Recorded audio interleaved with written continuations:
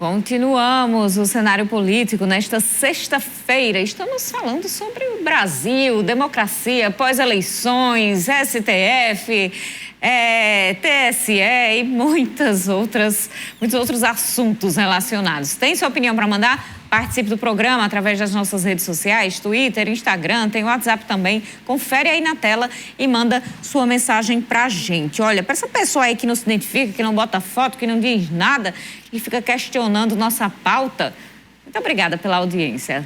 Eu creio que assiste diariamente e conhece aqui todos os nossos entrevistados e a postura da TCM do cenário político. Muito obrigada. Quero mandar um alô aqui também do Niel do Sumaré, que todo dia manda o alô dele, porque ele sim sabe como é que funciona o cenário político, diz que já está ligado na gente. O povo está nas ruas há 20 dias em Brasília, meu pai do céu, ele botou assim um monte de figurinha, pois diga, viu, Vanúvio? O pessoal não cansa não, né?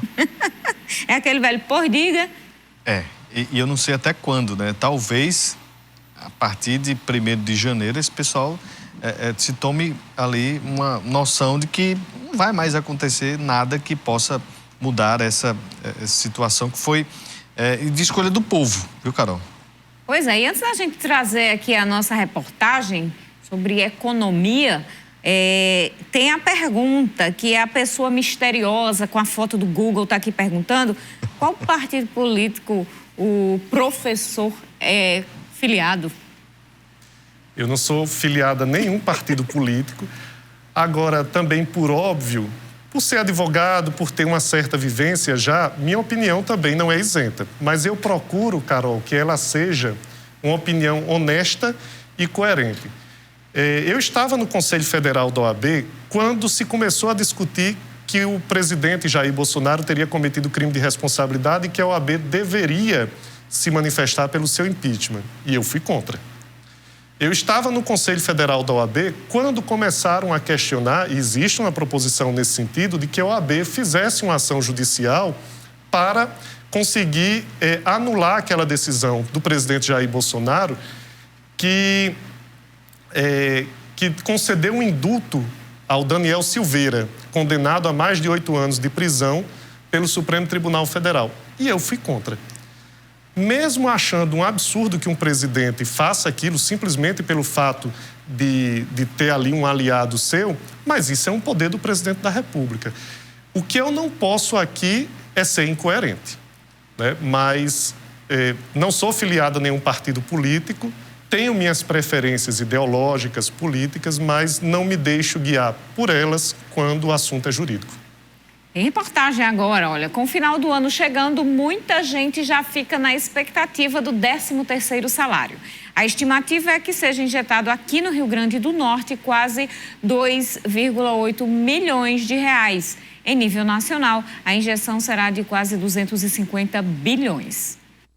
Faltando pouco menos de 2 meses para o final do ano, o valor do 13º salário já entra para os cálculos das contas de muitas famílias. Mas e você? Já tem plano para o salário extra? Acho que é as contas, né? Sempre bom, né? Eu gasto a metade e guardo a metade. Então você tem o costume de guardar? Sim, não precisa a gente ter o dinheiro, né? Só dá mesmo para questão de colégio, material do colégio e PVA no máximo. Então, na família de vocês, o 13º já tem uma destinação? Sempre é comprometido, sempre a gente nunca conta para outra coisa, sempre é para o colégio e o carro. O Departamento Intersindical de Estatística e Estudos Socioeconômicos, o DIESE, estima que até dezembro de 2022, o pagamento do 13º salário tem o potencial de injetar na economia brasileira cerca de 249,8 bilhões de reais. Esse número representa 2,6% do produto interno bruto do país. A economia do Rio Grande do Norte deve receber, até o final de 2022, com o 13º salário, aproximadamente 2 bilhões e 79 milhões de reais, o que equivale a cerca de 1% do total do Brasil e 7% do total do Nordeste. Esse montante representa em torno de 3% do PIB estadual. Segundo o DIEESE, no RN, 1,1 milhão de trabalhadores e trabalhadoras formais devem receber o 13º. Número este que equivale a 1,34% do total que terá acesso do Brasil e 6,49% com relação à região Nordeste. Ariane, ajuda de alguma forma quando você chega no final do ano já sabendo dessa certeza? Ajuda, porque o material escolar está muito caro. As mensalidades aumentaram e aumentaram muito. Então, assim, já dá um fôlego pelo menos nisso. O 13º salário para você ajuda de que forma? Para algumas coisas, né? Muitas coisas, né? Que a gente precisa, ajuda muito. Pagar uma conta atrasada, para comprar uma roupa no final de ano. David é jovem aprendiz e pelo segundo ano consecutivo vai ganhar o 13º salário. E ele já tem um destino para o recurso. Ano passado, quando eu recebi, foi pouco que eu tinha acabado de iniciar o contrato, mas eu comprei umas roupas, foi muito bom, né? Tava precisando, foi meu primeiro emprego, né? Agora o segundo eu vou trocar de celular. Sabia que Mossoró tinha um David Beckham, não, Vanuvo? É. Temos aí um astro do Com a escrita bem legal também do nome dele, David Beckham. Interessante. Bem moçoroense. Expectativa aí pelo 13º, o trabalhador já começa a se animar, né? Tá animado, Vanuvo, ou vai só para pagar dívida? Vou comprar um iPhone 13. Eita! É brincadeira, cara. Não Por quê? tem 13º que compra um iPhone 13. Já ia perguntar. Depende. Só se eu Depende. estivesse sendo executivo de uma grande multinacional, se eu fosse advogado. Ah, Aí é sim. que eu... Tá certo. Advogado não recebe 13º, né? Diga-se de passagem. Vou colocar ali na ponta do lápis, viu? Para ver o que é que vai, para qual é o lado que vai o meu. Manda aí sua opinião, como é que tá a sua expectativa para o 13º. Quero mandar um alô aqui para o Damião Sandro, do Abolição 5, que também está sempre ligado aqui com a gente. Manda os parabéns, parabeniza o advogado pela sua verdade. E ele diz, a eleição foi legítima, deixe o novo governar. Parabeniza a gente pela ética e profissionalismo. Muito obrigada, Damião Sandro, que está sempre também aqui mandando sua participação ligado no cenário político. A gente tem outra opinião. A Fabiana Dantas, do Alto do Sumaré, diz que o programa está excelente e parabeniza pela pauta. Muito obrigada, gente, pela audiência e pelo carinho no programa de hoje. Continuando aqui nossa conversa com o professor Olavo Hamilton, advogado, conselheiro federal da OAB. Durante essa campanha eleitoral, muito se falou sobre eu ia dizer as condenações, mas as acusações em torno do ex-presidente Lula. E muita gente comparou muito o mensalão com o orçamento secreto. É um paralelo justo esse, na sua opinião, professor? Carol, é uma coisa muito interessante. Quando a gente estuda criminologia, por exemplo, na Faculdade de Direito da Universidade do Estado do Rio Grande do Norte, da qual eu tenho a honra de ser professor, a gente costuma dizer que é crime aquilo que o Estado diz que é crime. Não existe um ser ontológico, isso aqui é crime, né? Então é o que o Estado diz que é crime. É um paralelo muito interessante do mensalão, que era e foi uma compra de votos dos parlamentares de forma clandestina, né, com dinheiro da corrupção, com o que nós temos agora no orçamento secreto, mas num volume muito maior, com a compra de voto dos parlamentares com dinheiro do Estado e de uma forma absolutamente legal, porque é prevista na lei. E aí eu não estou defendendo a moralidade, mas estou defendendo a legalidade, porque está lá prevista na lei. Se é inconstitucional, é um outro debate que está no Supremo Tribunal Federal. Mas se no mensalão nós tínhamos dinheiro que vinha da corrupção para comprar voto de parlamentares, no orçamento secreto nós temos dinheiro do Estado comprando votos dos parlamentares, mas dessa vez com um volume muito maior, e dessa vez de uma forma absolutamente ilegal. Se institucionalizou a compra de votos, é isso? Se institucionalizou a compra do apoio parlamentar. Isso é muito ruim. E isso traz ainda um outro aspecto negativo, porque se num primeiro momento era a compra do apoio, num segundo momento, e Arthur Lira fez isso muito bem, era a apropriação do próprio Poder Executivo. O presidente da República, Jair Bolsonaro, se tornou um personagem de fantasia. meramente decorativo, né? Como diria Michel Temer, meramente decorativo. Por quê? Porque quem executa o orçamento agora é o presidente da Câmara, não é mais o presidente da República. Um abraço aqui para o Djalma Júnior acompanhando a gente, o Thomas também assistindo aqui ao cenário político, e o José Santos que pergunta sobre o futuro de Bolsonaro. Ele poderá responder algo na justiça com relação ao seu passado como presidente? Eu advogo na área eleitoral e tenho advogado também para alguns políticos e ex-políticos, e eu costumo dizer sempre que é impossível você terminar um mandato, principalmente no executivo, e você não responder um monte de processos judiciais, algumas vezes até processos criminais. É o que vai acontecer com Bolsonaro, inevitavelmente. A gente viu muita coisa acontecer, principalmente na pandemia, né?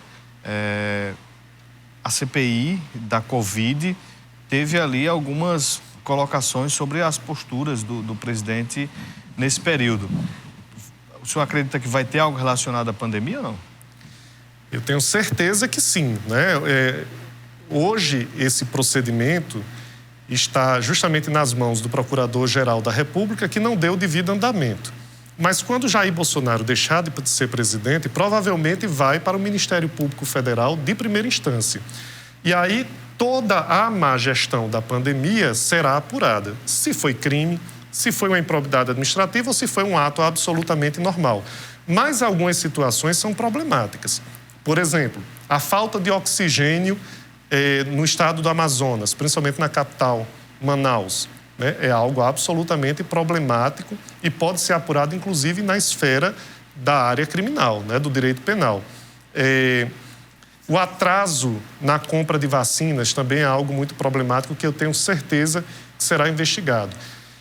E uma coisa que aí eu já não reputo que seja da responsabilidade do presidente da República, mas aquele escândalo também daquela história do acréscimo de $1 para a corrupção no preço das vacinas que se queria comprar, né?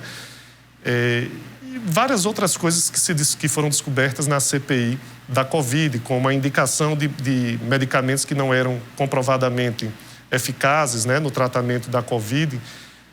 Mas, assim, até onde vai a responsabilidade de Bolsonaro, até onde vai a responsabilidade dos seus ministros, é que isso será devidamente apurado. Professor, existiu uma pauta muito forte nesta campanha eleitoral, que foi a pauta moral. E não somente nesta, na passada também, a qual Bolsonaro foi eleito ali em 2018, que é a pauta moral e que inclui aí, entre outras questões, a liberação das drogas ou somente a liberação da maconha, a legalização, descriminalização. O senhor tem este tema como um ponto de estudo, né? Autor de 2 livros, inclusive, sobre este tema. Me corrija se estiver errada. Princípio da proporcionalidade e guerra contra as drogas e drogas, criminalização simbólica. Existe todo um conceito em relação à motivação da criminalização das drogas, mas, por outro lado, a gente viu muito esse tema sendo explorado pela fé daquele fiel, daquele eleitor religioso muito ligado a alguma religião em específico, que vê esse tema como uma coisa muito séria e difícil, inclusive, de explicar, porque se trata da fé, se trata de crenças. E que o senhor fizesse aí um paralelo sobre o que acontece na prática e o uso da fé das pessoas para tratar desta pauta. É um tema muito importante, Carol, na medida que tem um impacto muito grande na vida das pessoas. Toda a insegurança pública que nós temos hoje no nosso país e em boa parte do mundo decorre de como nós tratamos a questão das drogas. Por que decorre como nós tratamos da questão das drogas? Ao criminalizar as drogas, você entrega um dos maiores negócios da humanidade na mão de pessoas que são bandidas, na mão de traficantes. E essas pessoas, elas acabam financiando vários outros empreendimentos criminosos e aumentando em muito a insegurança pública. Então, ao criminalizar as drogas, nós não resolvemos um problema de saúde pública e nós ainda criamos um problema de segurança pública. No mundo inteiro, se discute com muita propriedade se não seria a hora da gente fazer o caminho de volta e procurar descriminalizar o uso de drogas ou ir até mais longe, legalizar e regulamentar. Esse debate, infelizmente, nós não temos no Brasil. Por que nós não temos no Brasil? Não existe um único partido no nosso país que defenda isso, que se proponha a debater a legalização das drogas. Nos Estados Unidos já tem, na Europa já tem. Eu defendo a legalização das drogas, de todas elas, inclusive. Isso significa que as pessoas vão poder usar droga no meio da rua? Não. Isso significa que substâncias que são consideradas perigosas passarão a ter controle do Estado. Assim como é com o álcool e assim como é com muitos medicamentos e assim como é principalmente com o cigarro. A gente achar que um ambiente de legalização vai tornar mais fácil o acesso é um engano. Para um adolescente de 15 anos, é muito mais fácil ele comprar um cigarro de maconha do que ele comprar uma garrafa de cerveja. Porque se ele for comprar uma garrafa de cerveja, vão exigir dele a identidade. Se ele for comprar um cigarro de maconha, ninguém vai exigir dele a identidade. Legalizar as drogas traz uma série de vantagens. Onde se legalizou, se tem isso. Agora, enquanto a gente tiver baseado em um discurso moral, envolvendo religião, num assunto que é de saúde pública, que é de segurança pública, a gente não consegue avançar. Os Estados Unidos da América, que foi o país que inventou todo esse estado de proibição, hoje discute com muita propriedade a legalização das drogas e já legalizou a maconha em muitos de seus estados. O Uruguai, aqui nosso vizinho, já fez isso também com resultados muito bons. A Europa, você já tem várias experiências. É importante que a gente comece, pelo menos, a debater. Carol, eu deixo aqui um registro, dona Nilda Costa, que é a mãe da Rafaela Costa, está dizendo aqui, está elogiando, parabenizando o programa, os apresentadores e o entrevistado. Muito obrigado. Muito obrigada, dona Nilda. Mandar um alô aqui para o Osaniel Mesquita, ex-vereador, João da UPA, Fátima do Aeroporto, que é fã do programa, João Maria, fique sempre ligado, Niel do Sumaré diz que o 13º é só para pagar a conta, viu? Professor Olavo Hamilton, muito obrigada pela presença. Eu agradeço e fico sempre à disposição. Como eu disse antes, é uma honra estar aqui. Seja sempre bem-vindo. A você de casa, boa noite. Bom final de semana. Até segunda. Aproveite seu final de semana. A gente se encontra segunda-feira. Uma boa noite e até lá.